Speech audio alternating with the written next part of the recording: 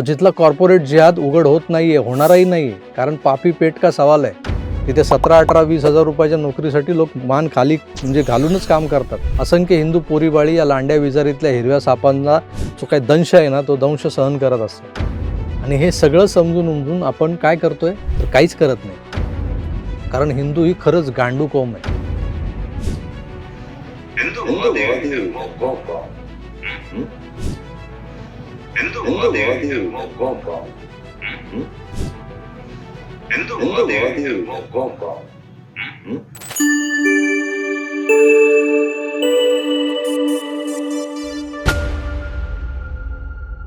धुरंधर part 1 मधला opening scene आठवतोय का तुम्हाला? कंधारच्या धावपट्टीवर अपहरणकर्त्यांनी उभं केलेलं आपलं विमान, एअर इंडियाचं IC-814. अजय सन्याल नावाच्या IB चीफला त्या विमानातला एक अतिरेकी जो हायजॅकर असतो, तो असं मागे कपाळावर मस्तकावर बंदूक लावून बोलतो, तो एक डायलॉग आहे खरं तर, की हिंदू बडी गांडू कौम आहे. आठवतो तुम्हाला? हिंदू बडी गांडू कौम आहे.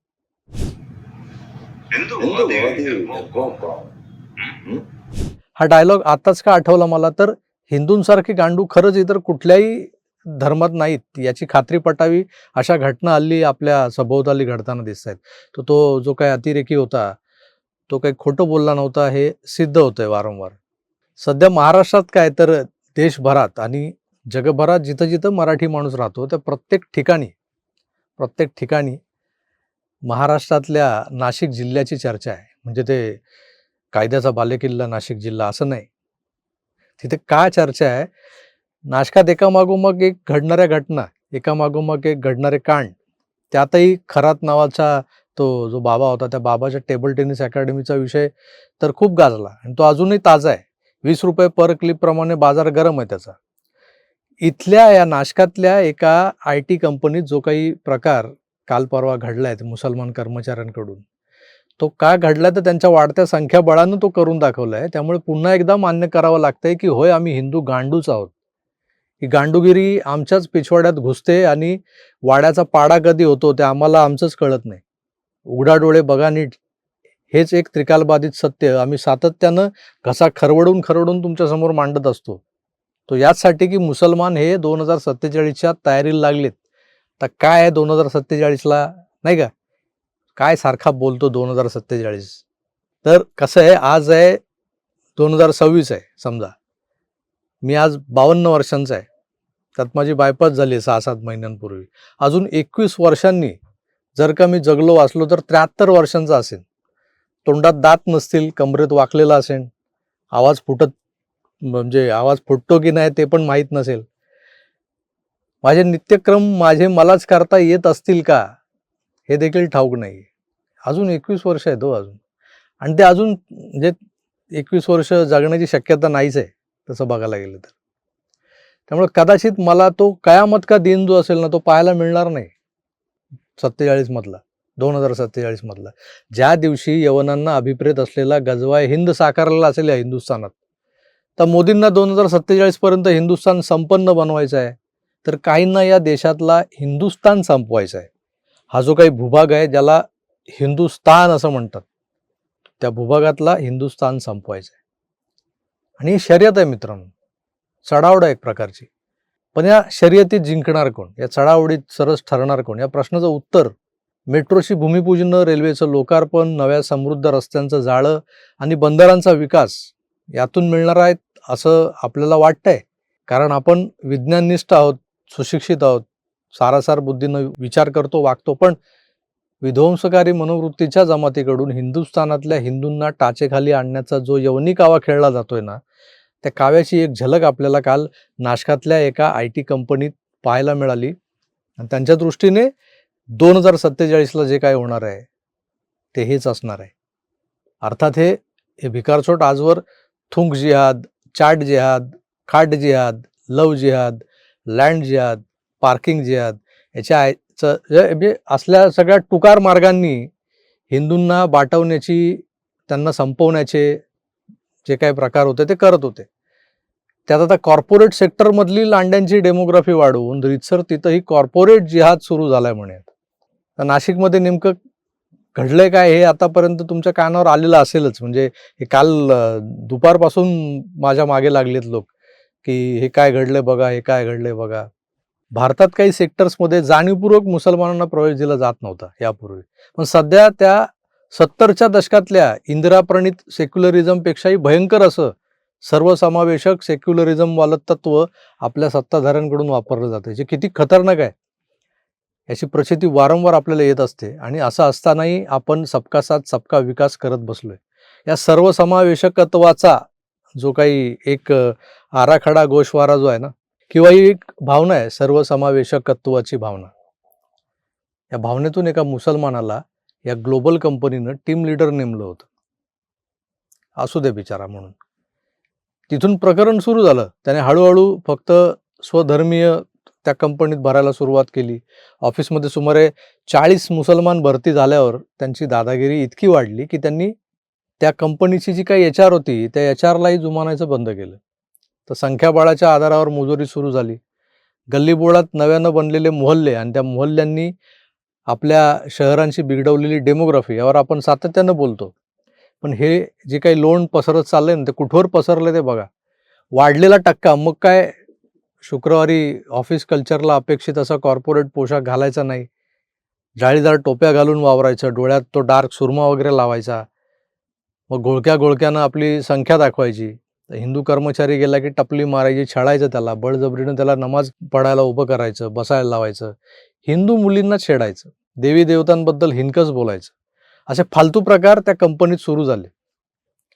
यांचा यामागचा उद्देश एकच होता, तिथून हिंदूंना पळवून लावायचं कसंही करून, किंवा बळजबरीनं मग मुसल्ल्यांसारखं वागायला मजबूर करायचं त्यांना. यात मुसलमान मुली मागे नव्हत्या. तर तुम्हाला तर त्या मुलींची म्हणजे त्या एका जमातीची जी काही मानसिकता आहे, मग ते त्यातल्या मुली असतील, मुलं असतील, हे एकमेकांना कशा मदतनीस म्हणून वागतात.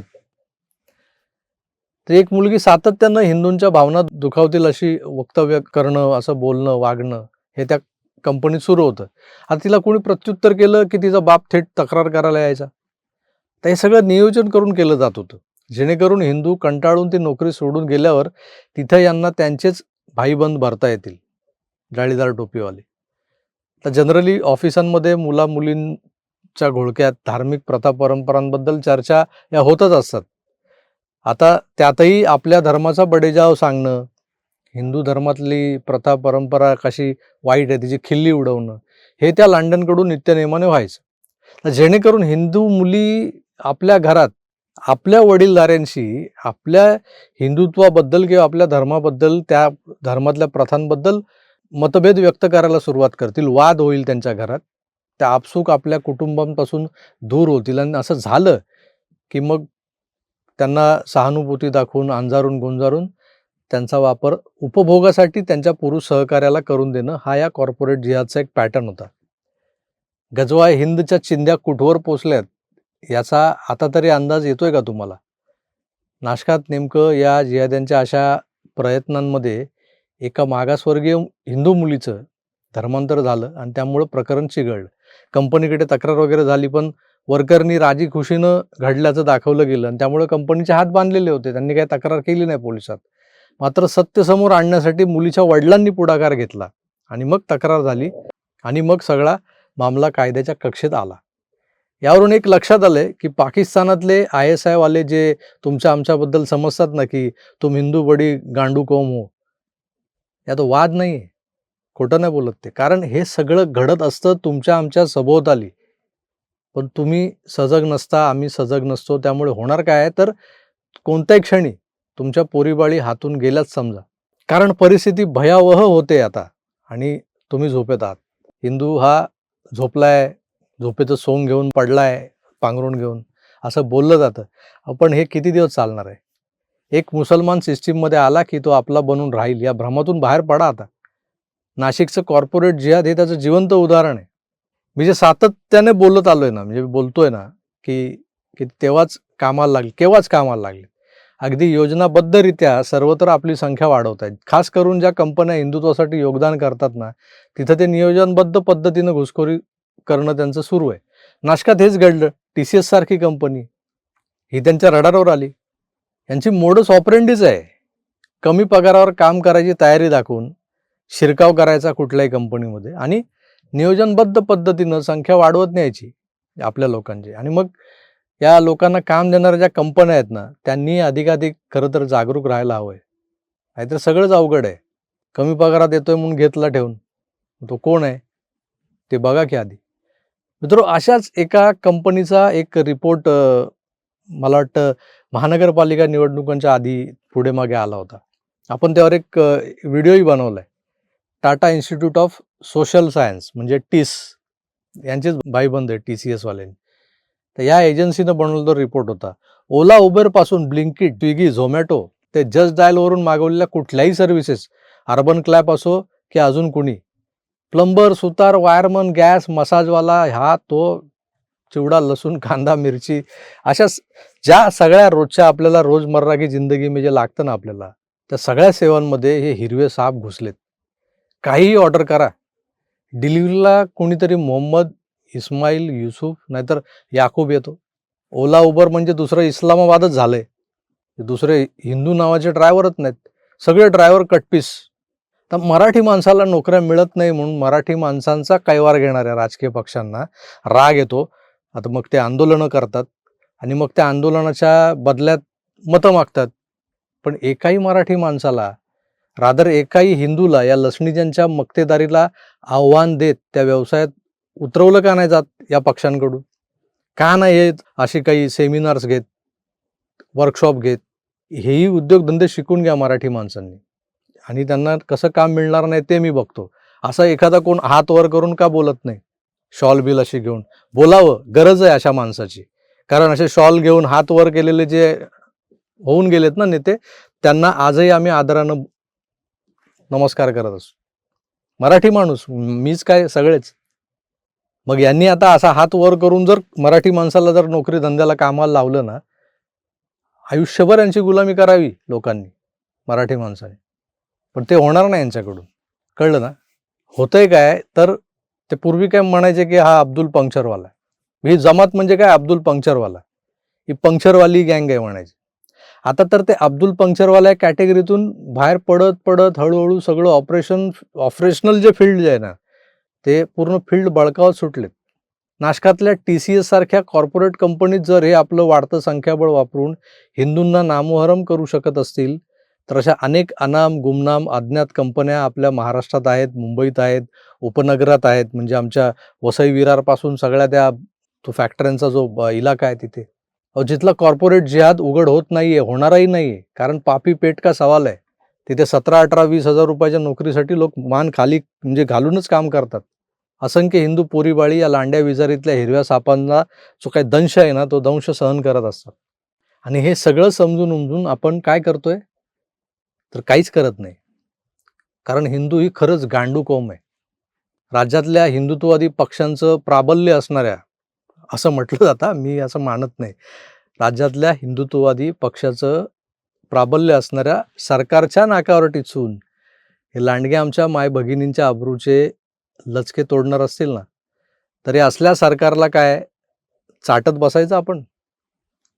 कालपासून हा प्रश्न सतावतोय मला की खरंच आपण इतके गांडू आहोत का?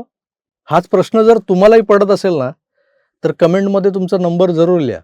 या तमाशांकडे उघड्या डोळ्यांनी बघत बसण्यापेक्षा यावर काहीतरी जालीम उपाय करता येतोय का, हे आपल्याला शोधायला लागणार आहे. आता छत्रपती शिवाजी महाराजांचं नाव यापुढे तोंडून बाहेर पडताना मनाला जर आतमध्ये लाज वाटत असेल ना आमच्या नामर्द असण्याची, तर मग तो मराठा कसला? शिवशंभू विचारांचं बाळकडू प्यालेला मराठी माणूस इतक्यात विझला कसा, बुजला कसा? त्याला फक्त राजकारण्यांच्या लंगोटाचा वास घेण्यातच रस उरलाय की काय? की या लंगोटाला हात घालण्याची धमक त्याच्यात अजून शिल्लक आहे? हे तपासायची वेळ आली हो आता. 10 मिनिटांचा व्हिडिओ करून शांत बसणं, लोकांना म्हणायचं उठा जागे व्हा, पण आपण पुढच्या क्षणी राजकीय धुनी धुवायला मोकळं व्हायचं, हे आता बस झालं. किमान माझ्याबद्दल म्हणतोय मी. काहीतरी ठोस करायचंय, त्यात तुमची साथ हवी आहे. एक हिंदू म्हणून, छत्रपतींचा मर्द मावळा म्हणून असाल तयार तर यासोबत कमेंट करा. आता भिडूनच जाऊया आपण. काय व्हायचं ते होईल, जे होईल ते पुढचं पुढे बघू. तोताच थांबतो, पुन्हा भेटूच, तोवर आपली काळजी घ्या. आजूबाजूला लांडग्यांचे कळप फिरतायत आणि ते दिसतायत, तेव्हा खरंच काळजी घ्या आणि अभिमानानं, आत्मविश्वासानं बोलायला तयार राहा, की होय, आम्ही हिंदू आहोत आणि आम्ही हिंदू गांडू नाही.